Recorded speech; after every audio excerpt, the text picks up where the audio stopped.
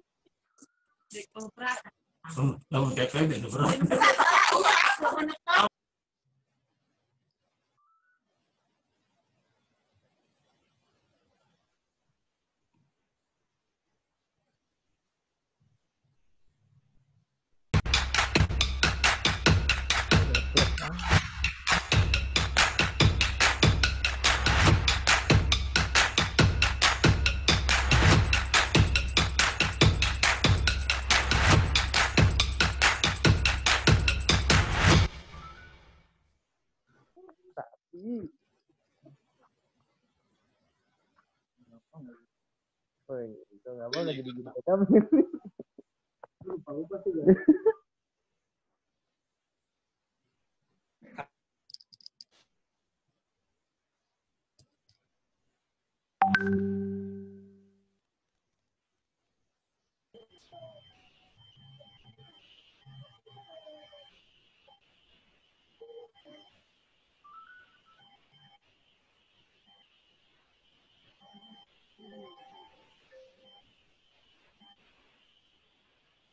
Udah aja deh. Ntar dulu gua telepon Balti.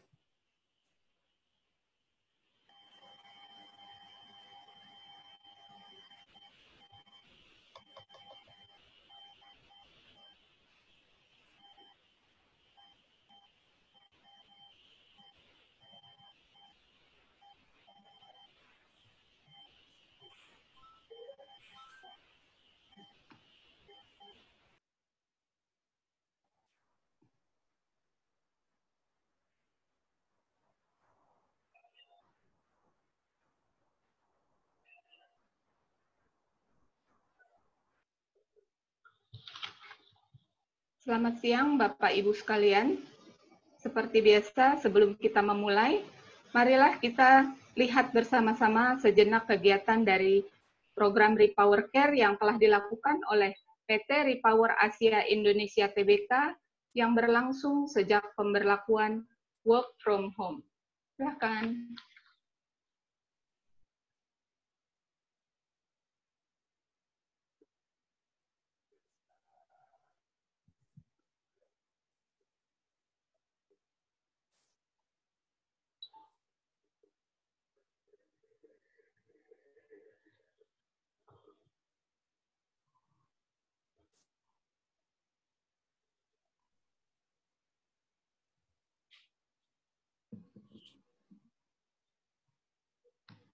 Suaranya belum keluar.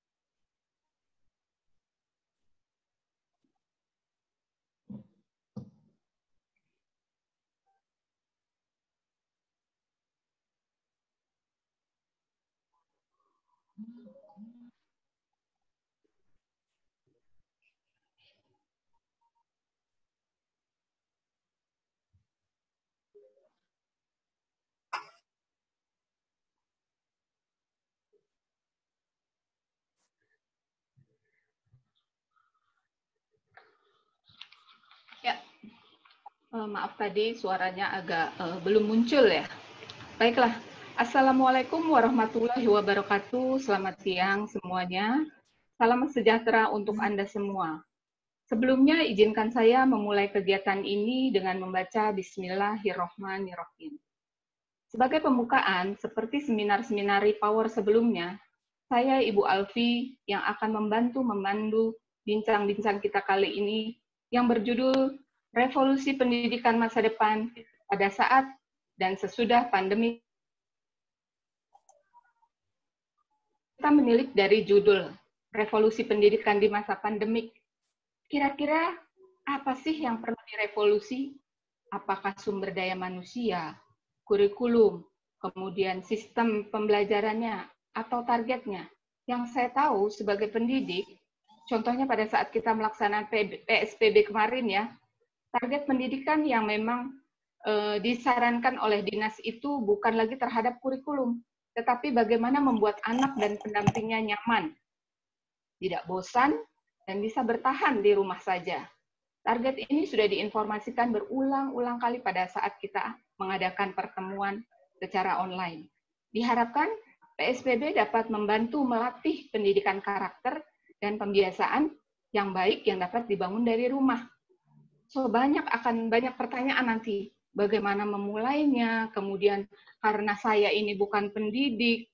Nah, untuk mengakomodir pertanyaan-pertanyaan seperti itu, yang ada di pemikiran kita sebagai orang awam mungkin ya, jika bukan seorang pendidik, PT Repower Asia Indonesia telah mendatangkan narasumber yang sangat ahli pakar pendidikan.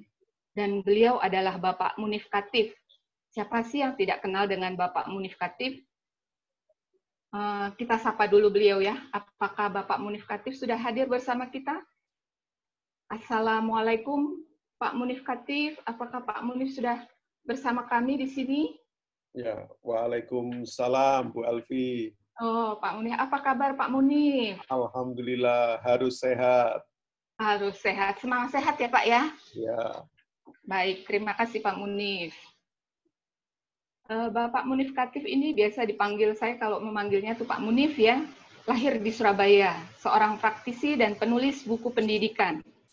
Beliau sangat terkenal bagi kami pendidik, kemudian guru, kepala sekolah, penilik sekolah, lembaga pendidikan, akademisi, pemerhati pendidikan, orang tua siswa, dan bahkan juga orang-orang yang peduli terhadap dunia pendidikan. Profesinya banyak sekali. Mulai dari dosen, CEO Next Edu Indonesia, konsultan pendidikan, direktur dari 2 sekolah, kemudian penulis buku pendidikan, dan juga pengembang Multiple Intelligences Research, atau biasa dikenal dengan MIR. Karya bukunya juga wah, sudah terus aja diluncurkan, dibuat, mulai dari Sekolahnya Manusia, kemudian gurunya manusia, sekolahnya anak-anak juara, hingga buku-buku parenting. Buku terakhirnya adalah Menikah Itu Ibadah dan juga Semua Anak Adalah Bintang. Penghargaan yang pernah diraih beliau sebagai Inspiring Educator di tahun 2013 dari Mizan Group. Itulah informasi yang dapat saya sampaikan tentang Bapak Munif Khatib ya. Nanti selama pemaparan, peserta boleh menanyakan langsung pada chatroom yang tersedia, yang nanti saya akan bantu untuk membacakannya setelah slide yang mungkin ditayangkan oleh narasumber berakhir. Tapi setiap satu slide sudah boleh bertanya. Terus bagi peserta yang tidak bisa bergabung bisa mengikuti live streaming kami. Dan jangan lupa, untuk yang tidak bergabung di sini, kami memberikan hadiah spesial, di mana caranya adalah Anda dapat capture wajah atau gambar, kemudian pada saat mengikuti acara kami, kemudian upload di IG dan FB-nya, mention di Instagram kami di Repower Asia Indonesia, atau di @botanicalpuri_asri. Baiklah, tanpa berlama-lama, rasanya kita sudah harus memohon kepada Pak Munif nih, karena everybody is waiting ya untuk segera memulai pemaparannya. Kepada Pak Munif Khatib, untuk waktu dan gilirannya saya persilahkan. Silahkan Pak Munif. Ya, terima kasih Bu Alfi. Saya izin share materi dulu. Silahkan.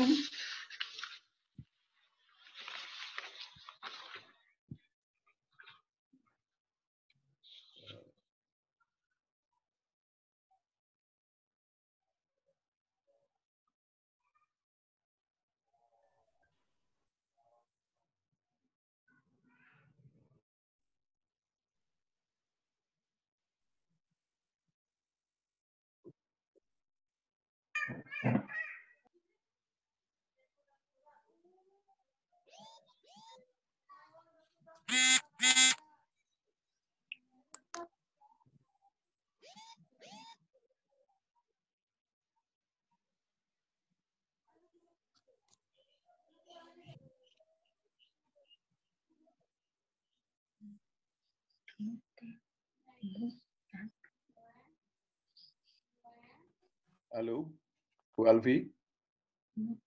Oh iya, iya. Halo. Sudah dengar, Bu Alfi? Ya, sudah dengar. Oke. Oke, saya mulai ya. Bismillahirrahmanirrahim. Assalamualaikum warahmatullahi wabarakatuh. Waalaikumsalam warahmatullahi wabarakatuh. Pertama, terima kasih nih kepada teman-teman Repower Indonesia ya, yang membuat acara yang keren sekali untuk fokus kepada pendidikan ya. Dan dalam kesempatan ini pilihan tema atau judulnya cukup menarik ya, yang diberikan kepada saya, yaitu revolusi pendidikan masa depan. Sebetulnya kan masa depan itu memang dipercepat oleh kondisi pandemi COVID-19 ini, tapi kita tetap berharap setelah itu selesai masalah ini. Nah,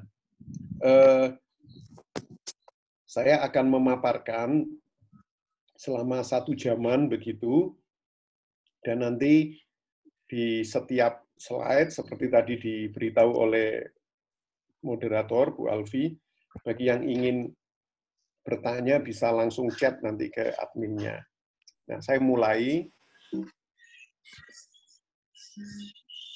Ini kurikulum vitae saya tadi sudah dijelaskan ya. Itu. Jadi sebenarnya saya itu sangat praktisi yang ada di lapangan ya. Ada 2 sekolah yang saya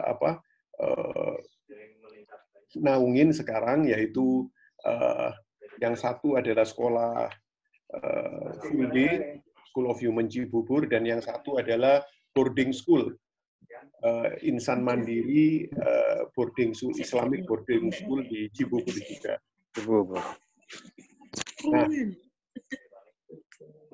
Nah, jadi semua peserta yang ikut sebenarnya revolusi pendidikan itu sebenarnya ini. Iki apa, Bit? Kok suaranya hilang, Bit? Itu tidak tergantung dimulainya gara-gara ada pandemi. Tidak sebetulnya. Tapi revolusi pendidikan ini sebenarnya dimulai untuk sekolah atau pendidikan itu yang menjadi sumber tepatnya itu adalah gara-gara revolusi industri sebetulnya.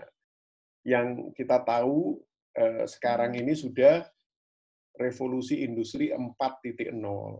Saya merasa musibah pandemi ini adalah mempercepat saja, mempercepat bahwa pendidikan itu diubah ya, harus ada beberapa yang diubah. Nah, dalam kesempatan ini mungkin nanti bisa di kesempatan lain itu di breakdown, cuman ini revolusinya itu. Apa sih yang mau direvolusi? Nah, itu saya bagi 4.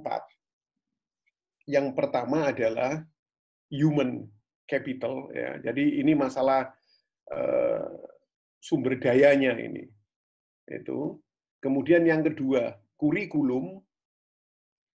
Yang ketiga adalah sistem pembelajaran. Dan yang keempat itu sebetulnya adalah target atau capaian pendidikan. Nah, jadi ada 4 besar ini. Nah, mohon izin saya mulai satu persatu. Nah, jadi Bapak Ibu yang terhormat, semua peserta, sekarang ini sumber daya manusia itu benar-benar diterapkan di seluruh dunia. Nah, yang mana sekarang ada indeksnya, namanya Human Capital Index. Ini sekitar 2 tahun yang lalu lah, 2-3 tahun yang lalu sudah diterapkan di seluruh dunia. Nah, banyak teman-teman di sekolah yang sebetulnya nggak ngeh dengan ini, padahal nanti kita ngukur kualitas manusia itu dari indeks ini. Gitu. Human Capital Index. Sebelumnya kan Human Development Index. Nah, itu sudah tidak up to date, direvolusi menjadi Human Capital Index. Iya, iya. Nah, ini penting. Nah, ada beberapa kriteria. Tapi yang penting saya simpulkan begini. Nah, ini. Ketika ada perubahan itu tentang mengukur kualitas manusia, dan itu sekolah atau pendidikan sangat berperan, maka semua sekolah atau bahkan itu di distrik ya, di sebuah negara, itu merubah blueprint pendidikannya.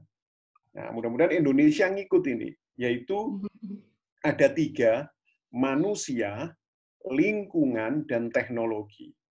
Nah, yang manusia itu maksudnya adalah sekolah harus fokus pada potensi manusia seutuhnya. Itu harus fokus. Ya. Jadi sekolah itu memantik peserta didik untuk menjadi manusia yang keren. Itu. Nah, yang kedua, lingkungan, environment. Jadi fokus pada pengembangan lingkungan yang mendukung. Nah, jadi manusia sebagai makhluk sosial itu benar-benar ditekankan. Bagaimana memberdayakan lingkungan tempat tinggalnya, mulai dari mungkin radius kecil sampai yang besar. Dan kita tidak bisa menolak dengan kemajuan teknologi sebagai nilai tambah nanti. Nah, saya breakdown. Untuk revolusi yang pertama, bagi sekolah, ini yang berkaitan dengan manusia, human capital, maka sekarang saatnya sekolah menjadi agent of change. Jadi sekolah atau guru harus menjadi agen perubah. Nah, berarti ada yang dirubah dari peserta didik.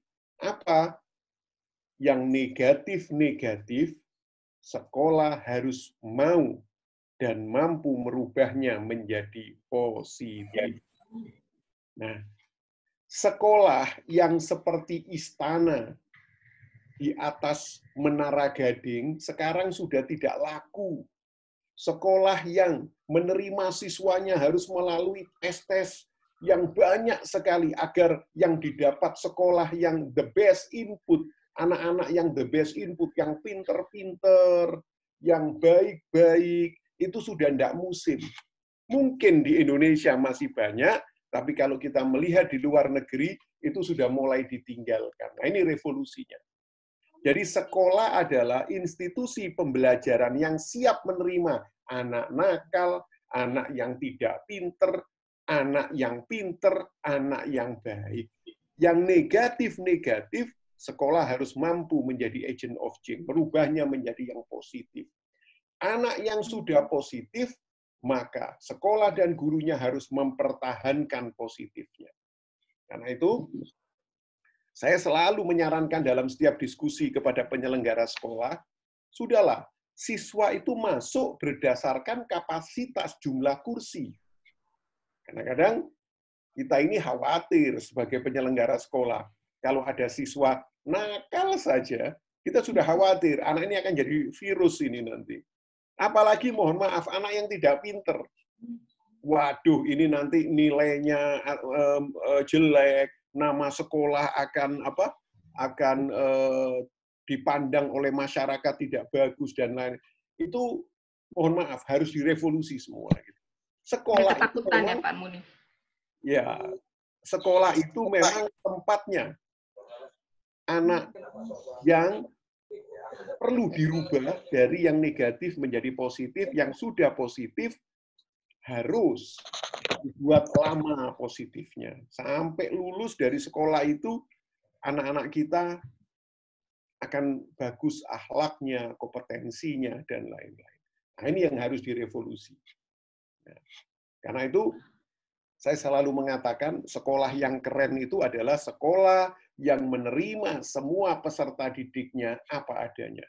Kalau di sekolah-sekolah binaan saya, ada tes masuknya, namanya tes denyut nadi, ada nadinya. Kalau siswa ini ada nadinya, sudah sah, masuk, sudah diterima. Seperti itu. Jadi ada wujudnya ya Pak ya? Kalau nggak ada nadinya, kita nggak berani menerima itu. Gitu. Yang kedua, yang perlu direvolusi adalah untuk guru ya, selain agent of change adalah kreativitas. Nah, kreativitas. Guru yang tidak kreatif, terutama dalam metodologi pembelajaran, sudah zaman sekarang akan ditinggal dan diganti oleh robot, oleh Mbah Google, oleh YouTube, dan lain-lain. Ini yang harus direvolusi, kreativitas ini. Dan ingat, teman-teman semua, kita para guru, kalau sudah dipampangkan dengan kreativitas, rata-rata mohon maaf ini, teman-teman kita bilang apa? Saya ini dilahirkan tidak punya bakat kreatif. Apalagi yang saya sudah usia sepuh, usia lanjut, yes ngajar beginilah, pakai ceramah ila yaumil qiyamah. Nah, enggak ada itu. Kreativitas itu bukan bakat. Kreativitas itu ternyata bisa dipelajari dan tidak ada hubungannya dengan usia guru. Kreativitas bukan dominasi guru-guru muda, tapi kreativitas juga bisa muncul dari guru-guru yang sudah berumur. Nggak apa-apa. Itu karena jujur ya, guru itu nggak ada pensiunnya sebetulnya. Itu. Nah, jadi ini yang harus direvolusi untuk guru dan sekolah. Kemudian, bagaimana dengan siswanya ini? Nah, ini yang generasi yang kita harapkan nanti 45 ya, menjadi generasi emas. Nah, untuk siswanya, maka revolusi yang harus benar-benar dimunculkan adalah bisa nggak sekolah ini adalah memenuhi kebutuhan psikologis dan fisik peserta didiknya. Itu. Jadi need, kebutuhan. Maaf, kadang-kadang kebutuhan ini yang mungkin nanti masuk ke kurikulum, itu terkadang masih sentralistik. Kebutuhan peserta didik tidak nyambung dengan kurikulumnya, karena kurikulum adalah kebutuhan pusat.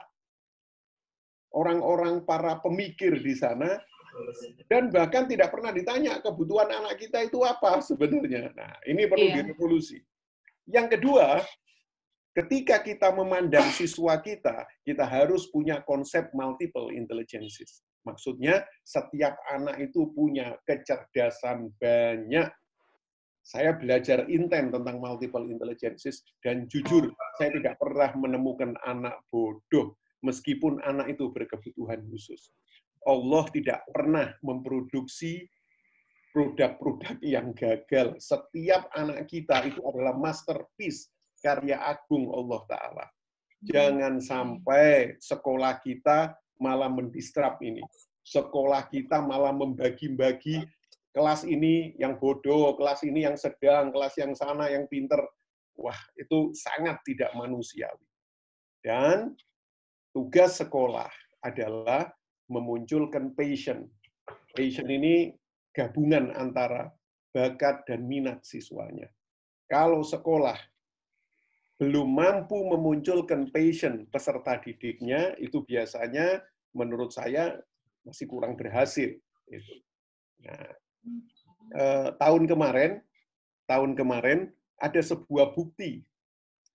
Majalah Tempo dan Kompas membuat penelitian terhadap mahasiswa baru yang masuk ke kampus pada tahun kemarin. Ternyata hasil risetnya, mungkin kita semua sudah tahu, 87% mahasiswa baru merasa salah pilih jurusan. Nah, siapa ini yang salah dan berdosa? Nah, kalau sudah semester 1 sudah merasa salah pilih jurusan, kalau dipaksa kuliah terus, dia akan menjadi seorang sarjana. Mungkin dia punya profesi, biasanya profesi itu linier, biasa-biasa saja. Karena apa? Nggak ada passion dalam profesi itu. Nah, kalau kita tarik mundur, kenapa mereka bisa sampai merasa salah pilih jurusan? Berarti tingkatan SMA-nya, nah itu yang paling dekat dengan perguruan tinggi, universitasnya, yang belum berhasil memunculkan passion. Nah, ini yang harus direvolusi terhadap human ini. Jadi saya ambil human itu gurunya, dan human itu siswanya. Ini mungkin yang perlu kita perhatikan. Nah, mungkin Pak kalau Muni, ya, kalau itu kan dari human dan as a teacher dan siswa ya. Bagaimana dengan pandangan masyarakat? Kadang-kadang kan standar indikator pinter ini seperti yang ditanyakan oleh salah satu dari peserta kita gini, bagaimana dengan standar atau indikator pintar yang diciptakan oleh masyarakat kita? Tetapi kan kurang relevan nantinya di abad 21 ini. Nah, bagaimana cara mengubahnya? Sedangkan kita berhadapan dengan masyarakat yang heterogen gitu, Pak Munif. ya, jadi begini, masyarakat kita itu sebenarnya dalam diri mereka, dalam pekerjaan tiap hari mereka, sudah terjadi revolusi juga, terutama dalam pekerjaan atau bisnis mereka. Karena hidup bersama dengan anaknya yang masuk 4.0. Apa maksudnya? Nah, ini mestinya orang tua terutama itu harus merubah paradigma tentang pendidikan anaknya, capaian hasil. Nanti di akhir saya akan jelaskan. Tapi contoh saja, begini. Zaman sekarang, kalau orang tua ini benar-benar mengikuti perkembangan zaman, ternyata anak kita lulus nanti jadi seorang sarjana, itu yang diharapkan oleh orang tuanya. Jujur, yang dibutuhkan bukan nilai-nilai ijazah, IP, dan lain-lain sekarang, tapi namanya portofolio. Portofolio itu apa yang sudah dilakukan oleh anak kita semasa belajarnya, apa yang sudah dibuat, apa yang sudah dicoba, apa yang sudah diriset, apa yang sudah diikuti, dan lain-lain, itu terangkum menjadi sebuah dokumen portofolio. Contoh, perusahaan Google sekarang. Ketika menerima karyawannya, itu yang ditanya bukan mana ijazahnya, mana IP-nya, enggak.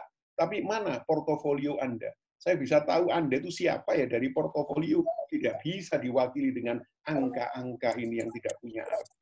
Nah, saya merasa keluarga muda itu seperti ya. Itu peserta. Oh ya, oke. Silakan lanjut. Nah, yang kedua, ini yang berkaitan dengan human capital, lingkungan yang mendukung. Nah, jadi yang perlu direvolusi ini lingkungan sekarang. Apa? Sekolah mestinya harus memunculkan kearifan lokal. Dan sekolah itu harus benar-benar siswanya diajarkan tentang bagaimana pemberdayaan masyarakat. Maaf, kadang-kadang sekolah sama masyarakat ini kayak tempat yang berbeda. Satu di bumi, satu di langit. Gitu. Jadi ketika pulang sekolah, anak kita, dia ketemu masyarakat yang sama sekali berbeda dengan ilmu-ilmu yang didapat di sekolahnya. Nah, ini sekarang sudah tidak musim, perlu direvolusi. Materi yang di sekolah benar-benar harus bisa punya benefit langsung terhadap masyarakatnya. Itu. Nah, kemudian teknologi. Nah, ini tadi. Teknologi, kita sudah pakai, kita masuk ke 4.0, itu berbasis internet, maka yang perlu direvolusi dalam teknologi ini adalah luar biasa banyaknya. Bayangkan, sekarang kita tidak perlu almari. Arsip sudah pakai cloud. Guru kalau tidak kreatif, dia akan dengan mudah diganti oleh hologram teacher. Bayangkan. Jadi satu guru bisa ngajar di banyak tempat, di banyak negara dengan bahasa masing-masing, tapi wujudnya adalah hologram teacher. Atau artificial intelligence teacher, robotik. Kalau di Finlandia itu sekarang sudah robot-robot yang ngajar, seperti itu. Nah, tetap meskipun robot, tapi the man behind machine. Yang mendesain itu semua adalah guru yang kreatif. Jadi, guru kalau tidak kreatif, waalaikumsalam. Itu sekarang. Dan teknologi alat makin ke depan ini benar-benar dimanfaatkan menjadi added value. Itu added value. Bagaimana supaya tugas-tugas ketika ada gadget, ada alat teknologi, itu bisa efektif dan bisa efisien. Seperti itu. Nah, mohon maaf, ada perbedaan besar antara anak-anak kita yang menggunakan gadget atau teknologi di Finlandia sama di Indonesia. Kalau di Finlandia, dulu kita tahu handphone Nokia, itu dari Finlandia. Iya, Nah, betul. ketika itu seluruh dunia pakai itu, saya dulu punya handphone pertama Nokia itu. Kalau nggak salah yang 5110, saya masih ingat itu. Handphone sejuta umat namanya, Pak. Betul, handphone sejuta umat. Itu dari Finlandia. Nah, ternyata ketika Finlandia tahun pertama memproduksi handphone itu, secara bersamaan mulai anak TK sampai perguruan tinggi diberikan namanya edukasi IT, edukasi gadget. Nah, sehingga mereka panen sekarang. Sedikit sekali jumlah remaja-remaja atau anak-anak yang di Finlandia yang terkena penyakit adiktif gadget.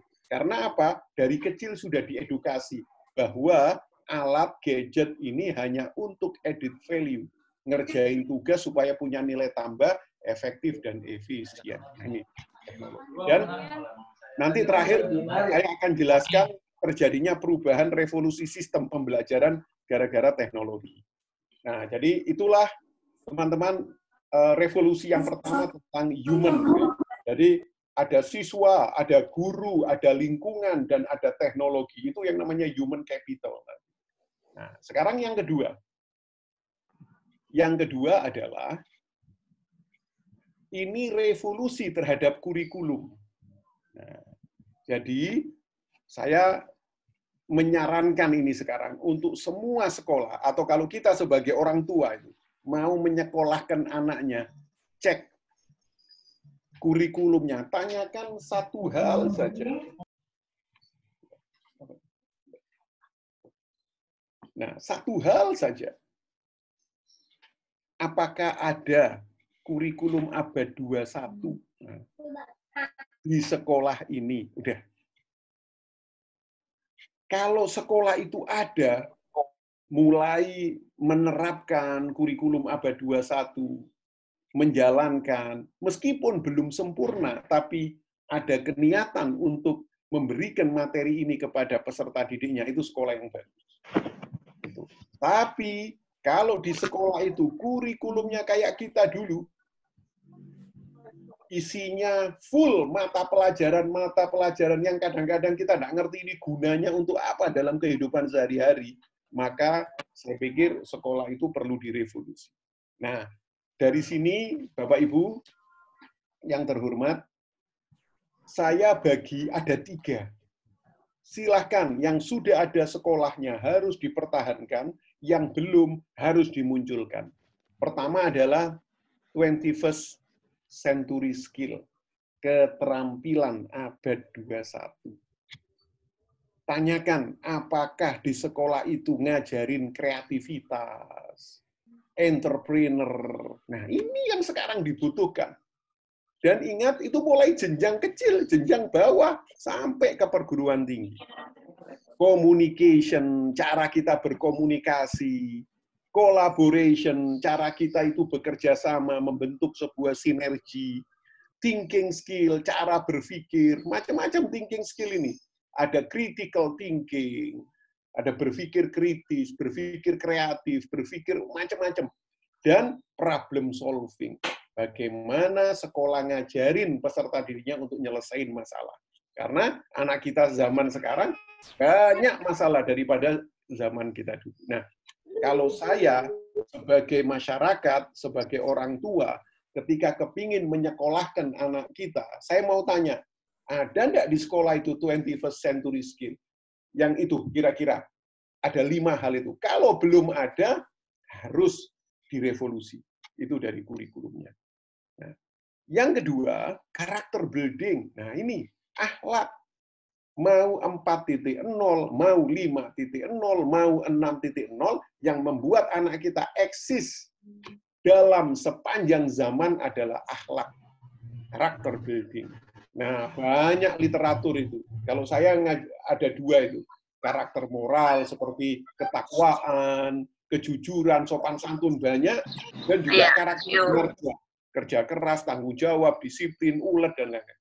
Nah, pertanyaannya, kita bisa cek, sekolah kita ada nggak ngajarin ini? Apakah tekniknya langsung jadi sebuah mata pelajaran, apakah diintegrasikan, itu teknis. Tapi pertanyaannya, disentuh nggak karakter building-nya ini? Nah, dan yang ketiga adalah literasi. Ini dahsyat literasi ini. Nah, dan sekarang berkembang ya, literasi itu tidak hanya baca tulis, tidak hanya angka juga atau calistung, tapi literasi itu sekarang sudah mulai ada literasi keuangan, literasi budaya, literasi teknologi, dan lain-lain. Nah, literasi ini bagaimana anak kita mampu menyampaikan ya kan kepada orang lain sehingga orang lain itu cepat paham. Nah, ini adalah revolusi kurikulum. Kalau sekolah malah meninggalkan 3 hal besar ini, maka dia akan tergilas oleh kejamnya zaman sudah. Yang kesian adalah peserta didiknya. Temanya ini revolusi, gitu. Perubahan yang harus cepat, bukan evolusi. Evolusi lama sekali. Nah, kalau bisa ya tahun ajaran baru, Juli nanti ya bismillah. Ayo diterapkan ini. Seperti itu. Nah, itu yang kedua. Nah, sekarang ada lagi revolusi sistem pembelajaran. Ini berkaitan dengan perkembangan IT. Sampaikan keluhan ibu ini kepada Allah. Saya tidak mampu. Nah, revolusi sistem pembelajaran itu seperti di slide, saya bagi menjadi 4. Ini sesuai dengan kondisi waktu. Yang pertama, sering kita sebut konvensional learning, traditional learning. Apa itu? Ada sekolah, ada tempat, ada kampus, ada guru, ada siswa, ada kurikulum, ketemu di satu tempat. Seperti sekarang ini kita. Gitu. Jenjangnya mulai PAUD, TK, SD, SMP, SMA, perguruan tinggi, S1, S2, S3. Tapi semuanya secara fisik hadir di situ. Nah, ini konvensional. Nah, kita masih mengalami ini sekarang. Bahkan prosentasenya masih lebih banyak. Nah, tapi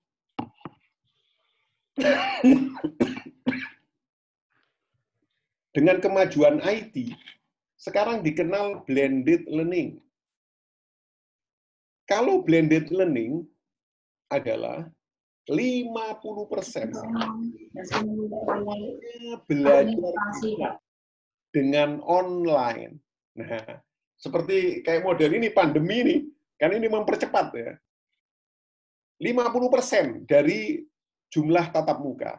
50%-nya offline, ketemu sama gurunya. Nah, jadi blended learning ini sekarang banyak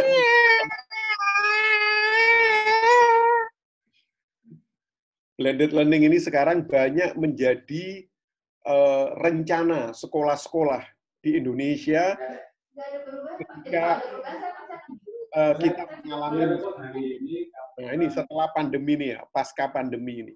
Jadi meskipun tidak 50%, nah prosentasenya bisa diatur, katakanlah dalam satu minggu, Senin sampai Jumat anak kita sekolah, hanya 2 hari saja masuk ke sekolah untuk melakukan feedback. Itu bisa. Gitu. Kan kita ini masih was-was ini ya. Anak kita ini nanti 13 Juli ini hadir secara fisik di sekolah atau masih home learning. Gitu. Nah, ini sebagai solusi. Karena kecanggihan IT dengan aplikasi macam-macam seperti yang kita lakukan sekarang, ini adalah blended learning. Tapi tetap butuh tatap muka untuk ketemu sama gurunya. Nah, berikutnya, revolusinya adalah distance learning. Kalau distance learning ini 100% online. 100% online. Jadi, gurunya dan siswanya tidak pernah bertemu secara fisik. Distance learning sekarang berkembang luar biasa. Perguruan tinggi terbaik di seluruh dunia, selain ada conventional university terutama, dia menggunakan distance learning. Itu, distance learning. Jadi, cuma di Indonesia saja yang saya lihat masih belum familiar. Kalau blended learning, 3 tahun yang lalu, oleh Kemendikti, waktu itu masih pisah ya, Kemendikti dengan Kemendikbud, itu sudah, kampus-kampus itu sudah diupayakan untuk menggunakan sistem pembelajaran blended learning. Nah, tapi saya kok melihat masih belum 100% berhasil, karena 50% online, 50% offline tuh ya kebentur lagi pada SDM ya. Kadang-kadang dosen-dosen kita itu masih tidak siap untuk membuat presentasi secara online dan lain-lain. Itu kalau boleh jujur seperti itu. Nah, tapi kalau di luar negeri sekarang sudah distant learning. Kalau distant learning luar biasa sudah, tidak pernah ketemu ya. Jadi anak-anak kita bisa loh nanti S1-nya itu di Harvard mungkin, di MIT, tapi dengan distant learning bisa. Ya, di perguruan tinggi yang terkenal bisa. Tetap anak kita ada di rumah, di Indonesia. Seperti itu. Nah, dan puncaknya sekarang, ini revolusi pada sebuah sistem atau model pembelajaran adalah digital learning. Nah, digital learning ini kampusnya sekarang sudah ada di handphone. Bayangkan, aplikasi-aplikasi sudah banyak bermunculan, dan yang handle adalah dosen-dosen yang berkualitas dari tinggi perguruan yang ternama. Suaranya doang. Itu dong. Iya, masih nggak kelihatan lagi. Peserta didiknya yang ikut ingin mendapatkan ijazah dari kampus itu, ada ketentuannya. Tinggal beli berapa dolar ijazahnya ini. Cuman ketika proses pembelajaran itu luar biasa. Nah, inilah yang terjadi sekarang. Nah, inilah yang terjadi sekarang. Ada 4 tahapan-tahapan revolusi sistem pembelajaran. Nah, ketika teman-teman di pendidikan melihat fakta bahwa pendidikan itu sistemnya berubah, masih terjadi kesalahpahaman. Nah, di kesempatan ini saya ingin mendudukkan kesalahpahamannya di mana. Yang pertama, dari 4 revolusi sistem pendidikan ini, banyak yang salah paham ini diterapkan pada semua jenjang usia. Nah, itu hati-hati. Nah, jadi saya sama teman-teman dosen sekarang meneliti, karena ini memang kayaknya dibutuhkan. Ternyata sistem yang konvensional, yang blended, yang distant, yang digital modul, ternyata sangat tergantung penerapannya pada usia perkembangan peserta didik. Contoh, pendidikan PAUD, TK, SD, menurut saya masih harus konvensional. Karena apa? Sosok guru, hubungan emosi yang bisa tercipta ketika kita hadir secara fisik, apalagi perkembangan emosi anak usia dini itu sangat benar-benar penting untuk usia perkembangan selanjutnya, maka menurut saya tetap konvensional itu masih punya arti. Ketika menggunakan teknologi, ya di dalam sistem pembelajaran konvensional itu. Nah, ini mohon maaf kesalahpahaman, karena ada beberapa teman yang punya TK, sudah siswanya di rumah, saya ajarin dari rumah gurunya, sudah tidak usah ke sekolah dan lain-lain. Wah, susah ini. Berarti revolusi sistem pembelajaran ini sangat tergantung dari 2 hal besar, supaya kita nggak salah paham. Pertama, usia perkembangan peserta didiknya, dan yang kedua adalah dari konten materi yang akan diajarkan itu apa. Nah, kalau kita mau adil menempatkan sesuatu pada tempatnya, maka kita harus mencermati 2 hal ini. Sekali lagi ya, usia perkembangan peserta didik, sama yang kedua adalah konten materinya. Saya beberapa kali mengikuti digital learning dari handphone. Luar biasa, saya dapat ilmu dalam waktu yang cepat, cuma 3 bulan, saya sudah dapat banyak ilmu. Ini. Cuman itu seusia saya, andragogik, itu pendidikan yang untuk orang-orang dewasa. Tapi saya tidak bisa berpikir ketika digital learning ini diterapkan untuk anak TK, untuk anak PAUD yang mereka butuh gerak sebetulnya dan lain-lain. Nah, Pastilah teman-teman di sini memahami. Nah, jadi seperti itu. Karena itu ini penting. Dan ada lagi kesalahpahaman terhadap penggunaan IT dalam hal revolusi sistem pembelajaran. Nah, apa kesalahpahamannya adalah ketika pandemi COVID-19. Nah, teman-teman menganggap pembelajaran masa depan ya seperti sekarang ini, anak nggak boleh keluar dari rumah, pakai Zoom, pakai apa aplikasi seperti itu. Nah, padahal itu kurang tepat gitu loh. Kalau yang benar dalam kondisi normal, maka anak tetap oleh gurunya bisa menggunakan aplikasi belajar dari rumah, cuman tetap untuk mengerjakan proyek-proyek itu anak harus keluar dari lingkungannya. Mereka ketemu tempat yang lain, melihat sebuah fakta, melihat tidak bisa dikungkung hanya dalam rumah saja. Nah, jadi percayalah teman-teman, kondisi ini adalah kondisi yang no normal, tidak normal. Nah, mudah-mudahan ini cepat berlalu. Sehingga menurut saya, yang namanya home learning, apakah itu blended learning, distance learning, itu sebenarnya tidak ada hubungannya sama virus ini, pandemi virus ini. Karena memang mau ada virus pandemi, mau tidak, teknologi pendidikan itu akan mengarah ke sana. Hanya ini mempercepat saja. Dan bukan berarti anak kita tidak boleh keluar dari rumah. Kalau sekarang kan nggak boleh keluar dari rumah. Nah, itu yang revolusi untuk sistem pembelajaran. Nah, yang terakhir, teman-teman, ini capaian pendidikan. Jadi, saya pikir saya harus menjelaskan ini agar anak-anak kita atau kita bisa menginformasikan ini kepada anak-anak kita. Nah, ada jurnalnya, cuman terlalu panjang kalau saya jelaskan, tapi saya cukup menyimpulkan pada satu slide ini. Dan ini sudah banyak dibahas di seminar-seminar pendidikan internasional, seperti contoh bulan Maret, ya, saya sebetulnya kemarin tuh mendapatkan tugas untuk bisa berbagi di komunitas di Finlandia, cuman sayang ya ada pandemi ini yang akhirnya nanti kita tunda, diadakan lagi setelah pandemi ini selesai. Nah, ini saya pikir ini adalah hal yang penting yang merupakan revolusi juga tentang capaian pendidikan. Nah, saya bagi dua.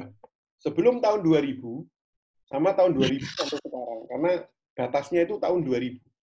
Nah, coba bayangkan kita punya anak semua. Siapa yang nggak kepingin anak kita bisa kuliah, lulus jadi sarjana.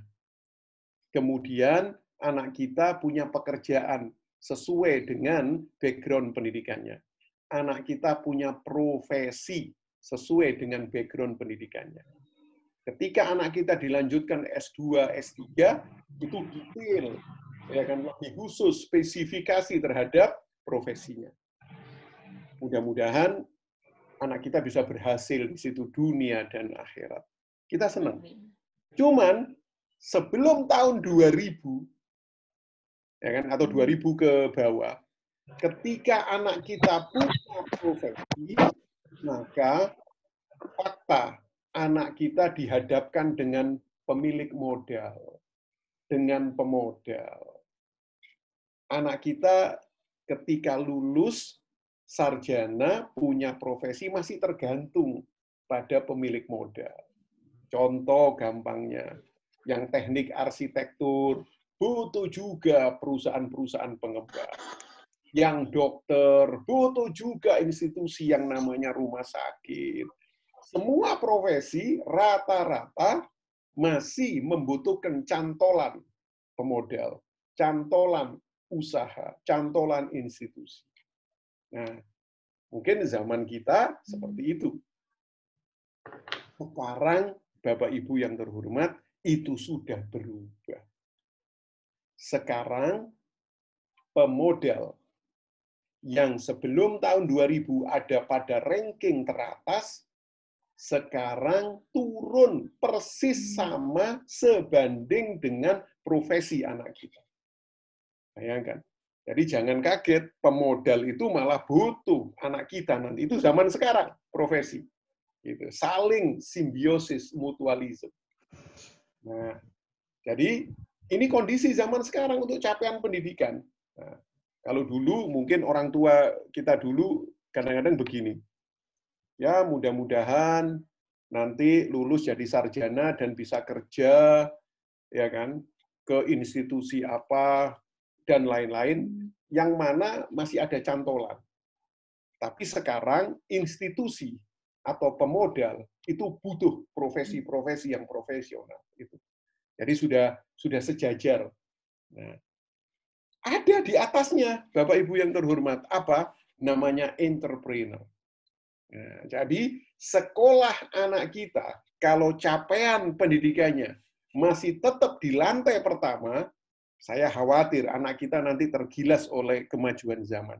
Tapi sekolah yang keren harus mengadakan revolusi capaian pendidikannya, anak kita nanti profesinya apapun harus menjadi seorang entrepreneur.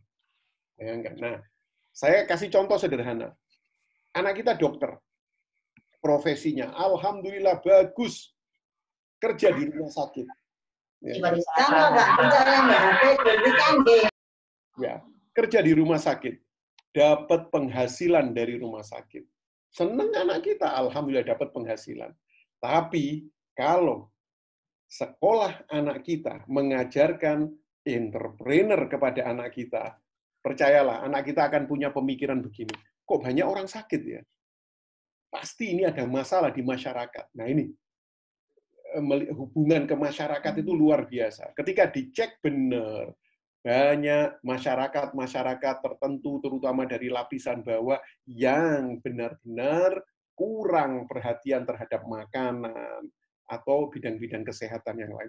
Maka anak kita yang dokter ini, yang tiap hari adalah praktek di rumah sakit, terus pulang, praktek lagi pulang, anak kita mengunjungi masyarakat-masyarakat tertentu, anak kita memberikan pelatihan-pelatihan praktis tentang kesehatan terhadap masyarakat yang membutuhkan. Tiba-tiba ada sponsor yang masuk. Anak kita dapat penghasilan. Itu sudah jadi entrepreneur. Tidak hanya profesi utamanya, enabling environment yang tadi di Human Capital Index itu seperti itu untuk menjadikan entrepreneur. Nah, setelah selesai anak kita punya 2 aktivitas, dokter di rumah sakit, juga menjadi trainer untuk di tempat-tempat yang membutuhkan, terutama tentang kesehatan, anak kita berpikir, tetap saya punya waktu terbatas. Kalau begitu, saya harus nulis masalah penting ini jadi sebuah buku atau e-book yang bisa disebar ke semua orang. Maka anak kita jadi entrepreneur. Bayangkan, langsung 3 profesi. Pertama, dokternya sebagai background dari pendidikannya, lulusannya. Yang kedua adalah sebagai trainer, dan yang ketiga adalah sebagai penulis. Nah, kalau anak kita sudah mencapai level ini luar biasa. Dan semuanya itu biasanya didapat dari sekolahnya. Nah, ini harus ada revolusi. Tapi Bapak Ibu, zaman sekarang ini, entrepreneur bukan paling top. Nah, kenapa? Coba kita perhatikan. Anak kita dokter, dapat duit, anak kita dapat rezeki. Untuk siapa? Untuk anak kita. Anak kita jadi trainer, dapat duit untuk anak kita. Kemudian yang ketiga, anak kita jadi penulis, dapat royalti untuk kita, untuk anak kita. Tapi yang paling tinggi sekarang adalah, nah itu saya susah cari bahasanya, startup. Startup adalah anak kita luar biasa sukses secara finance, tapi pekerjaannya juga membantu ribuan, bahkan jutaan orang lain untuk bisa juga berpenghasilan. Startup punya unsur problem solving, kepekaan terhadap masyarakat di sekitarnya. Contoh saja Menteri Pendidikan kita. Sebelum jadi menteri, di Gojek. Ya kan? Wah, luar biasa. Sukses secara finance beliau. Tapi bersamaan dengan itu, ribuan, bahkan jutaan orang-orang yang asalnya menganggur bisa dapat pekerjaan. Nah, jadi, Bapak Ibu yang terhormat, inilah revolusi keempat yang menurut saya sangat penting. Maaf, beribu maaf, banyak orang yang tidak memperhatikan ini, tapi terlambat ketika nanti pada saat anak kita sudah dewasa punya profesi, profesinya linier. Dia tidak punya kemampuan menjadi entrepreneur, dan dia juga tidak punya kemampuan membangun startup. Nah, seperti para dokter sekarang, sudah ada startup Halodoc, itu proposal. Luar biasa. Nah, ini tidak bisa BEM salah BEM, tidak bisa. Tapi benar-benar harus terangkum dalam institusi pendidikan, mulai anak usia dini sampai ke perguruan. Nah, inilah yang menurut saya revolusi capaian pendidikan. Nah, jadi itu mungkin ya presentasi dari saya. Ada 4 poin revolusi, itu yang penting ya. Revolusi tentang human capital, revolusi tentang kurikulum, itu, dan yang ketiga adalah revolusi tentang sistem pembelajaran, yang keempat adalah revolusi tentang capaian pendidikan, target ke depan anak-anak kita. Mudah-mudahan anak-anak kita yang ada di Indonesia, oleh Allah Ta'ala Indonesia dikaruniai, diberkahi Zamrud Katulistiwa, luar biasa sumber daya alamnya, budayanya. Mudah-mudahan dengan sentuhan anak-anak kita ke depan, negeri ini akan jaya, semua penduduknya akan makmur, dan kita menjadi cahaya di dunia. Mudah-mudahan kita tidak boleh pesimis. Nah, itu mungkin Bu Alfi presentasi saya, dan mungkin bisa dilanjutkan nanti dalam diskusi. Iya, terima kasih Pak Munif. Ini banyak sekali yang masuk baik di chat room atau di private dengan saya. Kalau kita lihat dari revolusi pendidikan itu kan ada 4 tahapan, di mana ada sumber daya manusia, kurikulum, dan sistem target. Nah, bagaimana seandainya SDM-nya sudah siap nih Pak, tapi teknologinya mungkin atau dari kurikulumnya belum ready. Ya. Nah, bagaimana itu entah sekolah atau guru mensikapinya? Itu banyak ditanyakan seperti oleh Ibu Dede Kurnia, itu menanyakan seperti itu. Oke, boleh saya jawab dulu? Boleh, silahkan. Jadi, ke depan ini, ya, kalau negara kita pendidikannya mau maju, sebenarnya ada contoh dari negara-negara lain, namanya adalah desentralisasi kurikulum. Nah, sebetulnya dengan Mas Nadiem ini sudah melangkah ke sana. Desentralisasi kurikulum adalah sekolah yang mampu mendesain kurikulumnya sendiri sesuai dengan visinya, misinya, itu diberikan kewenangan penuh untuk mendesain kurikulumnya sendiri. Nah, sehingga kalau sumber daya manusianya sudah siap dengan perkembangan IT, tiba-tiba kepentok masalah kurikulum yang standar dari pusat, masih sentralistik, menurut saya harus berani merubah. Itu, berani merubah. Itu. Dan sekarang kebijakan dari kementerian itu membuka lebar-lebar untuk itu. Pintunya apa namanya? Pengembangan kurikulum. Nah, seperti sekolah saya yang boarding school, SMP, SMA, Insan Mandiri Cibubur, ini contoh. Kita menggunakan pendekatan kurikulum namanya Project Based Quran. Bayangkan, Project Based Learning dikawinkan dengan Al-Quranul Karim. Luar biasa. Nah, itu kalau kita nunggu dari pusat, ya susah. Tapi kita yang harus kreatif. Iya. Seperti itu, Bu. Baik. Ya, terima kasih Pak Munif. Kemudian bagaimana nih? Kan tadi ada revolusi, ada yang konvensional, ada yang blended learning, ada yang distance learning, dan ada yang digital learning. Apa bedanya Pak? Yang agak spesifik antara yang distance learning atau digital learning? Itu mengakomodir dari pertanyaan Rio Tamara. Ya. Ya, kalau distance learning itu punya payung kampus biasanya. Jadi seperti misalkan Stanford University punya distance learning-nya, namanya distance learning Stanford University. Jadi ada dalam payung universitas. Jadi kayak universitas itu memunculkan 2 sistem gitu, ya kan? Yang konvensional sama yang berkembang IT-nya itu lewat distance learning. Tapi kalau digital learning ini tidak harus. yang menaungi itu sebuah kampus. Perorangan pun bisa membuat itu. Jadi ada seorang profesor dari Stanford University yang membuat aplikasi luar biasa. Sekarang mahasiswanya 11 juta. Bayangkan. 11 juta mahasiswanya. Hanya di aplikasi Google Play, tinggal di install, kemudian di situ dimunculkan paket. Mau jadi apa saja kita, mau jadi seorang arsitek, nih paketnya seperti ini. Nah, tidak lagi di bawah naungan institusi kampus. Nah,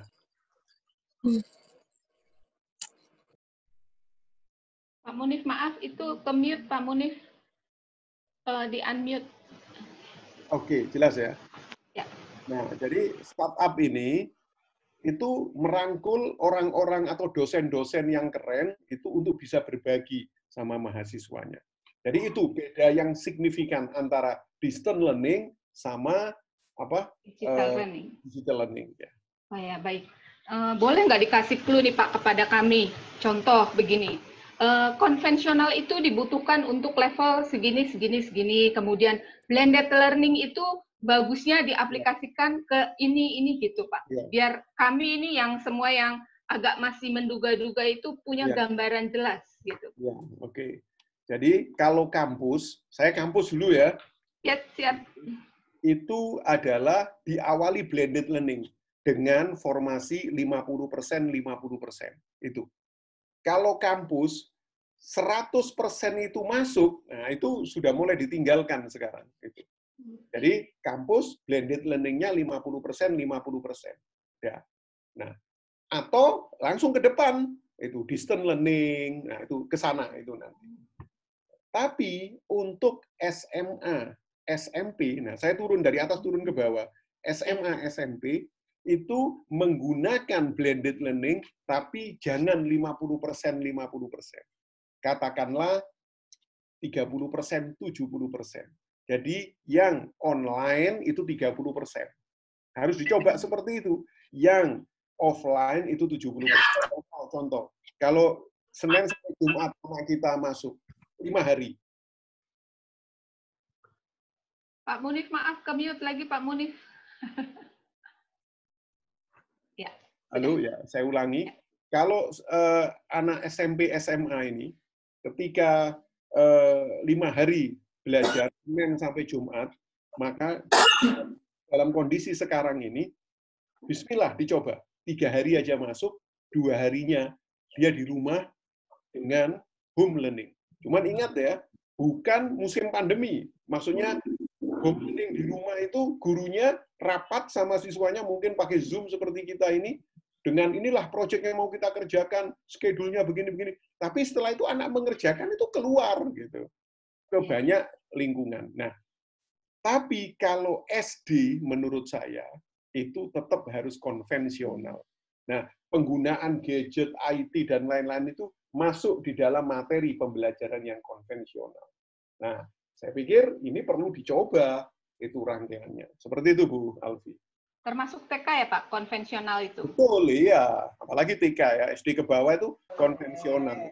Jadi Tuhan itu berpengaruh. Saat pandemi saat ini bagaimana Pak? Kalau konvensional. Maaf. Kenapa? Kurang jelas tadi? Enggak, itu dari ada yang ke unmute Pak. Oh iya. Ya. Oke, kita ke pertanyaan yang lain mungkin ya Pak ya. Salah satu yang bisa saya bacakan ya. Apakah mungkin nih Pak, kalau distance learning itu masuk ke dalam sekolah, pendekatan pedagogik bukan andragogi, karena kebanyakan distance learning itu dihadirkan untuk andragogi di mana dunia kampus. Gitu Pak, itu dari Pak Iswahyudi Rahman. Iya, betul.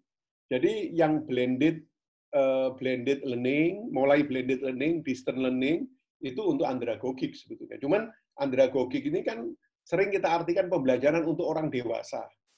Nah, tapi perkembangan IT, anak SMP, SMA itu sekarang sudah lebih canggih gitu. Bahkan kalau dilihat kedewasaan, lebih dewasa mereka dengan penggunaan IT daripada kita.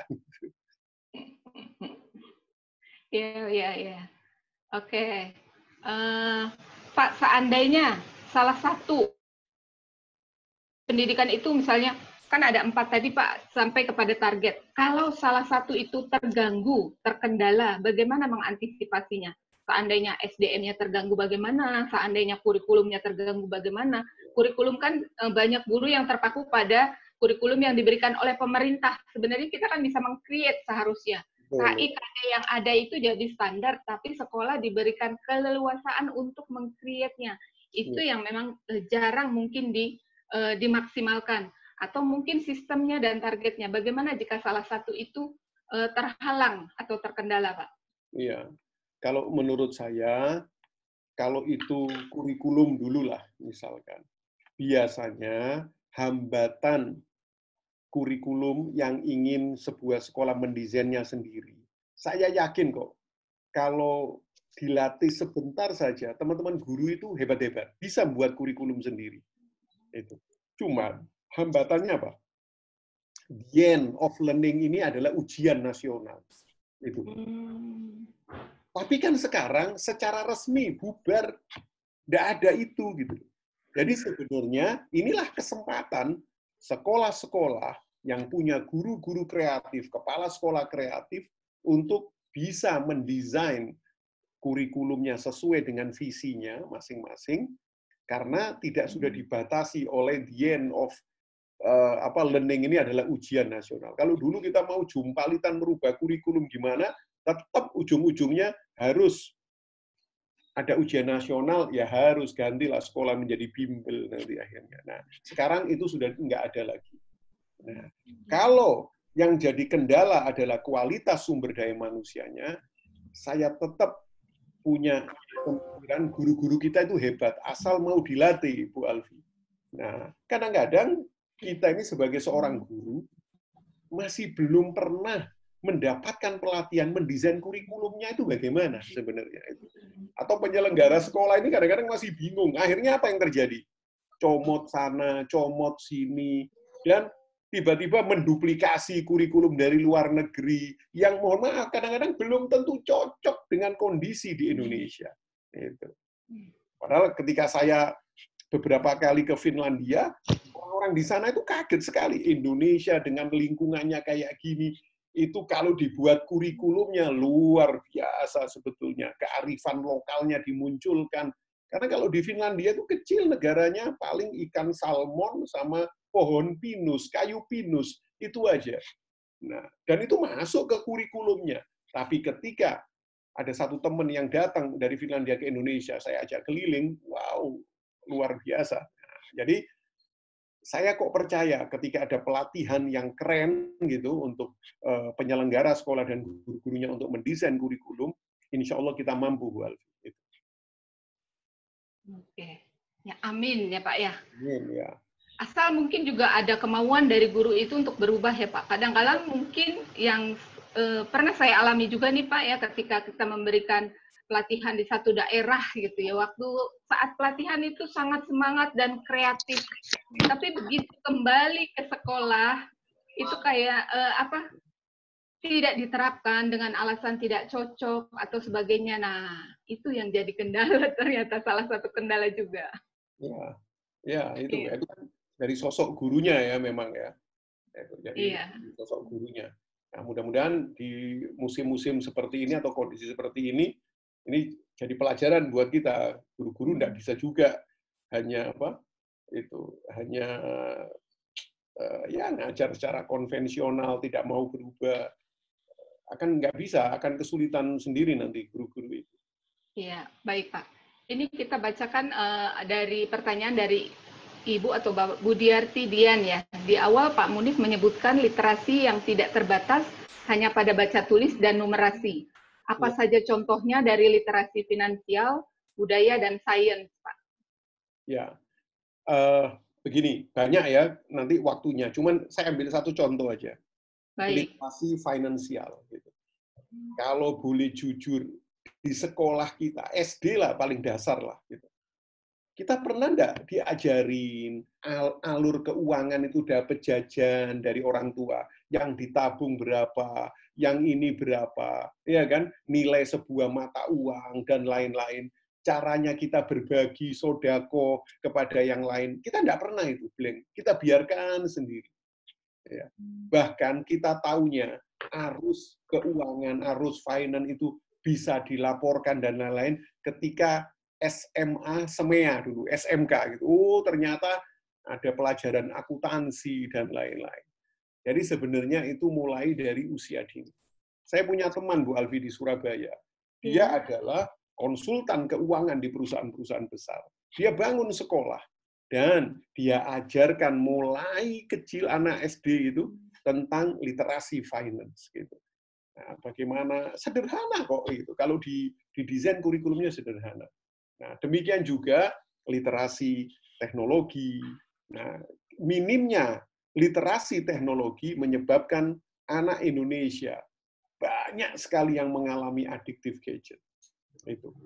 Minimnya literasi teknologi berdampak sama orang tua. Kita lihat kalau ini musim yang normal ya di mal-mal, di restoran misalkan, ada keluarga muda ini punya anak kecil gitu atau satu atau dua lagi mesan makan gitu, terus anaknya rewel nangis, pasti sama orang tuanya dikasih gadget. Terus kasih gadget aja udah diem. Nah, ini problem gitu. Nah, kalau anak kita sekarang itu dididik tentang literasi, tentang teknologi dan lain-lain, mudah-mudahan habit-habit yang jelek dari dampak-dampak negatif dari teknologi yang maju ini bisa dihindarkan. Nah, itu contohnya. Nah, itu kalau kita bicara tentang beberapa literasi itu luar biasa. Jadi cukup panjang, cuman seperti itulah contohnya. Iya. Baik, Pak Munif. Mungkin kita masih ada waktu ya. Masih ada waktu, bisa satu lagi nih Pak Munif nih. Realitanya katanya Pak ya dari Faridatus Sofiah ya, realitanya di Indonesia itu SDM-nya kurang.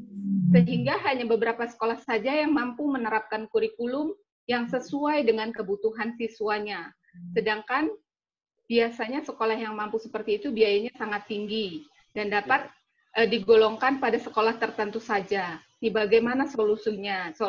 Apalagi di kota pinggiran nih Pak, katanya kurikulum masih seperti zaman dahulu dan guru-guru hanya menyampaikan materi dan tugas saja. Silahkan Pak Munif.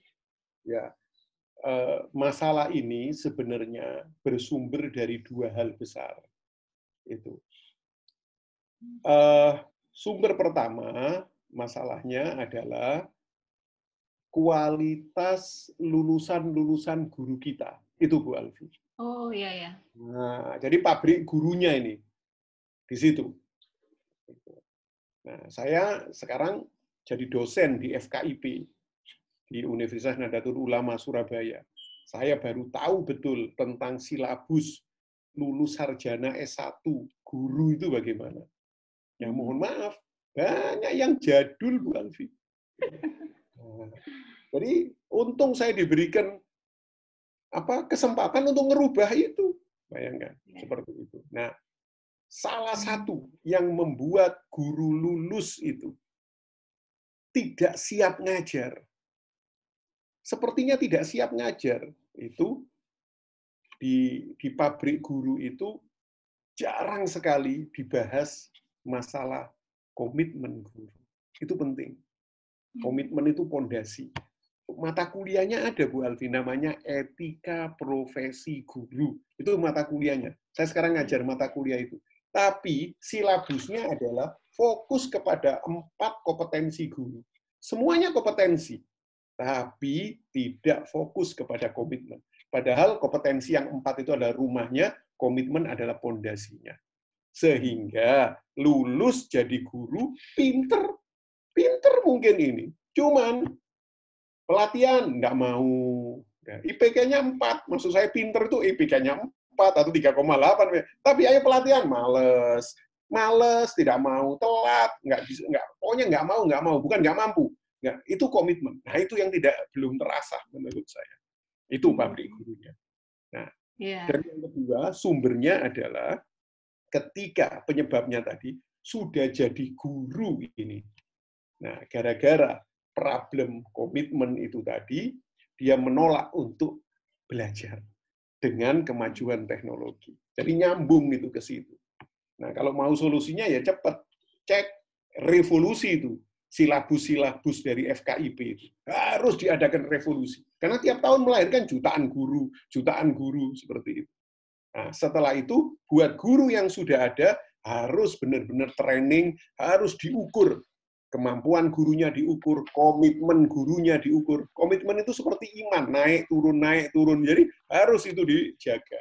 Nah, kalau menurut saya itu dilakukan oleh negeri ini, insya Allah kita punya kualitas guru yang keren-keren. Seperti itu. Ya, amin. Mudah-mudahan tidak hanya guru ya Pak, dengan adanya informasi ini bisa memencahkan kita sebagai orang yang sangat perhatian terhadap dunia pendidikan, sehingga ada willingness atau kemauan untuk berubah. Kalaupun tidak bisa merubah, lebih baik menginformasikan atau mencari bagaimana cara merubahnya dengan mendatangkan narasumber mungkin ya. Betul. Itu. Bu Alfi, saya selalu banyak mendapatkan feedback. Yang dikatakan Pak Munif itu hanya mimpi. Ya, kita punya guru yang punya komitmen itu hanya mimpi katanya. Ketika kita lihat faktanya ada, baru teman-teman guru itu kaget, Bu Alfi. Jadi saya kan ada studi tour ini ke Finlandia, tiap tahun ke Jepang. Kita ke Jepang, ke satu sekolah di Tokyo, bagus, namanya Mustashino. Satu bus saya, semua rata-rata itu kepala sekolah yang ikut. Lalu saya tanya, ini nanti kita diajak diskusi habis makan siang. Touring, makan siang, diskusi. Tolong catat ini, masalah yang Anda hadapi di sekolah Anda apa? Nanti tanyakan ketika diskusi. Jarang sekolah ini bisa membuka diri kepala sekolah dan semua gurunya ikut diskusi. Kita dihormati betul. Dicatat semua, Bu Alfi, di kertas itu saya kumpulkan. Ternyata semuanya masalahnya sama. Guru nggak mau buat RTP, guru telat, guru nggak masuk, guru ini. Semuanya masalah komitmen. Lalu ketika kita ke sekolah itu, waktu diskusi, satu orang guru, kepala sekolah yang bertanya, kami punya masalah, Prof, ini kepala sekolahnya profesor di sana. Supaya kami datang ke sini jauh-jauh pulang itu kita sudah selesai masalahnya, bisa. Apa masalahnya? Kata profesor, dijelasin. Guru kita itu sering datang telat, nggak masuk, nggak izin, nanti nggak mau buat RPP, ini. Nah, tolong, Prof, solusinya apa? Apa yang terjadi, Bu Alfi? Kepala sekolahnya nggak bisa menjawab. Meeting sebentar sama guru-gurunya juga nggak bisa menjawab. Kita tunggu sampai 10 menit, akhirnya guide-nya bilang, kepala sekolah itu bilang sama guide-nya berkata sama kita, maaf ya, kami kayaknya nggak bisa menjawab pertanyaannya Bapak Ibu tadi, karena masalah itu belum pernah kami alami di sini. Bayangkan. Lalu satu persatu memberikan bisa. Jadi fakta ada gitu loh, guru yang keren itu ada. Memang agak lucu. Nah, tapi ya itulah faktanya seperti itu. Ya, berarti di awal dimunculkan komitmen dulu ya Pak ya, iya, agar fondasi, betul. Iya betul. Minimal kan fondasi dulu. Sepakat. Ya. Baik Pak Munif, rasanya waktu kita sudah terus berjalan ya. Sebelum ini nanti kita akan, sebelum lanjut pada sesi berikutnya, mari kita sama-sama lihat PT Repower Indonesia secara utuh. Ya. Silakan.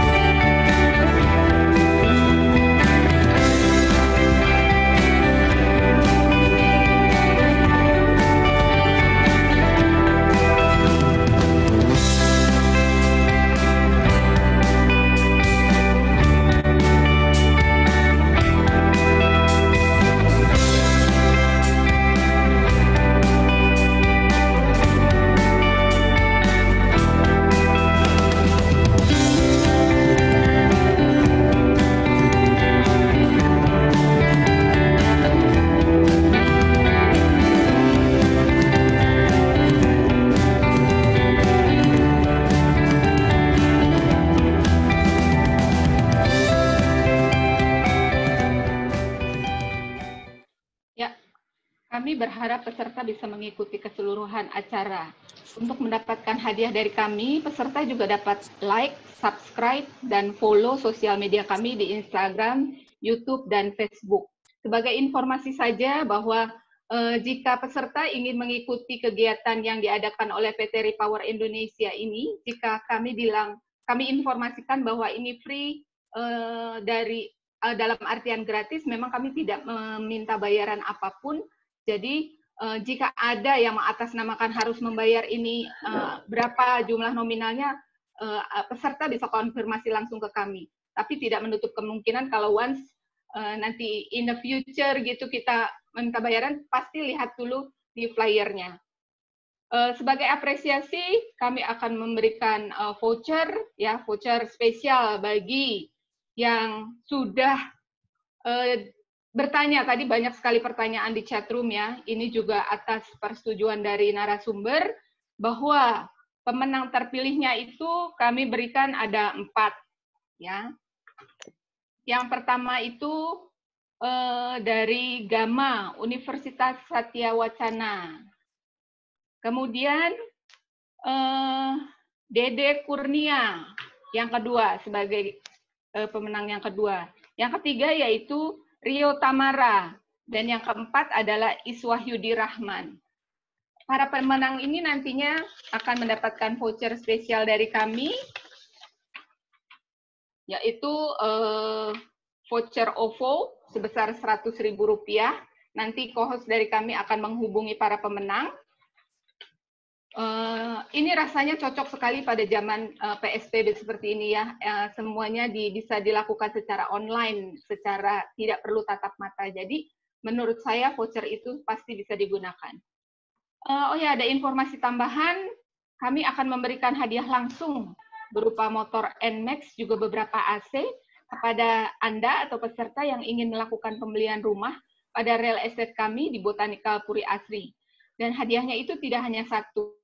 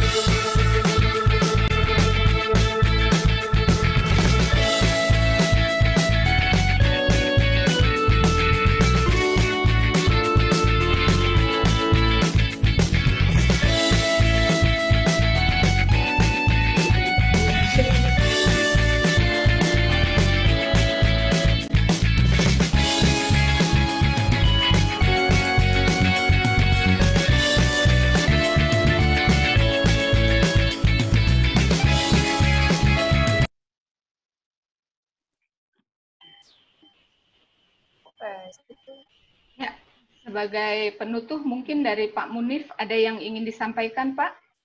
Sebagai penutup, ya. Sebelum saya tutup, Pak Munif. Ya.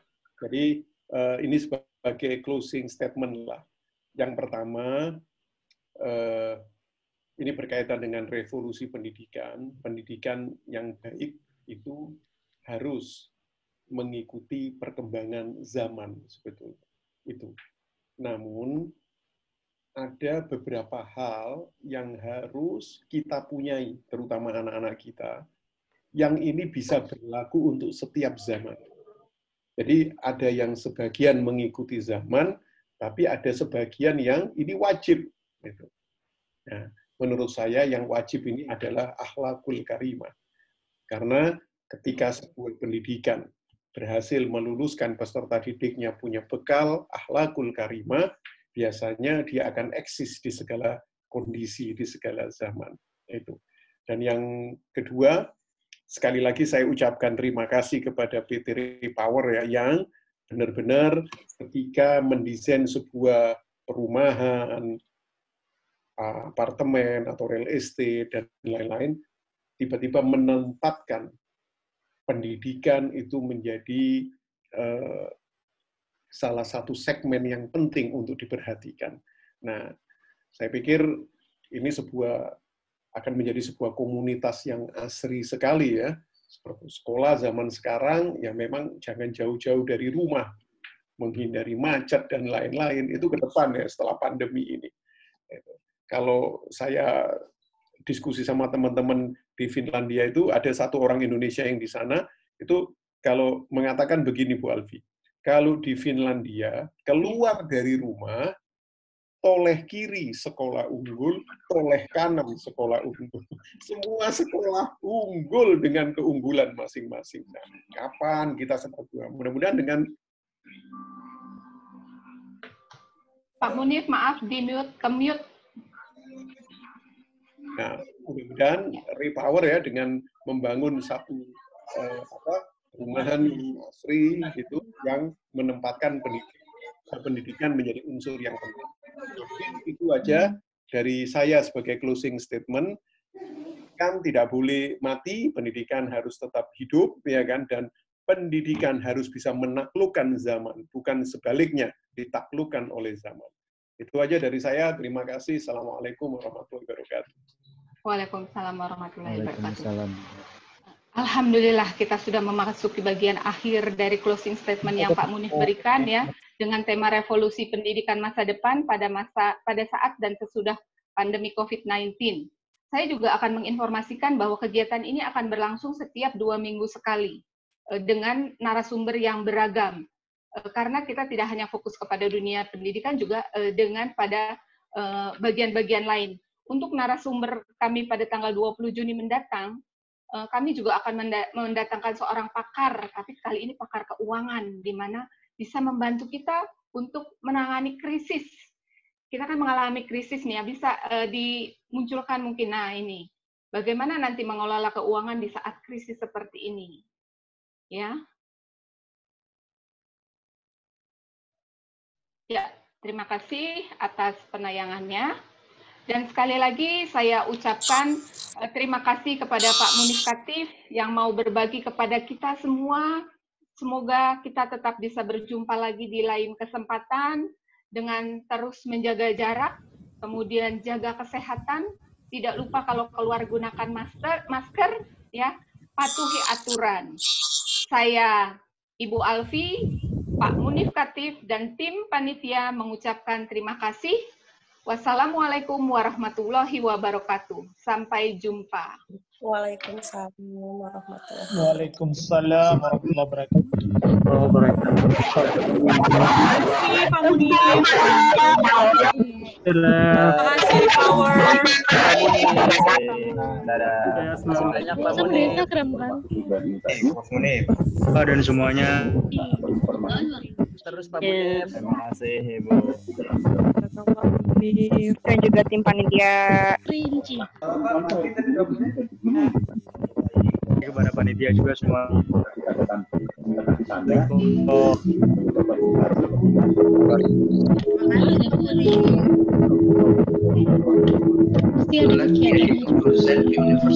Terima kasih.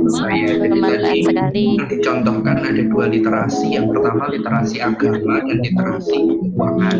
Literasi agama itu dia mulai dari literasi baca. Atas tapi jumlahnya ilmu-ilmu yang ada di Al-Quran itu harus diterjemahkan secara logis. Nah, sama seperti pelaku ambil kesimpulannya. Jadi kata-kata yang ada di Alkitab itu yang kadang dijajal perumpamaan dan lain sebagainya nanti secara logis. Nah, itu juga yang harus aplikasikan. Udah nanti aja di pending semua peserta yang kita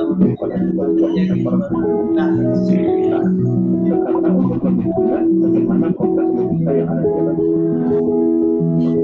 ada di dalam pengambilan kesimpulannya melewati logika yang seperti apa saja, itu yang harus baik Bapak Ibu sekalian tentang performulan.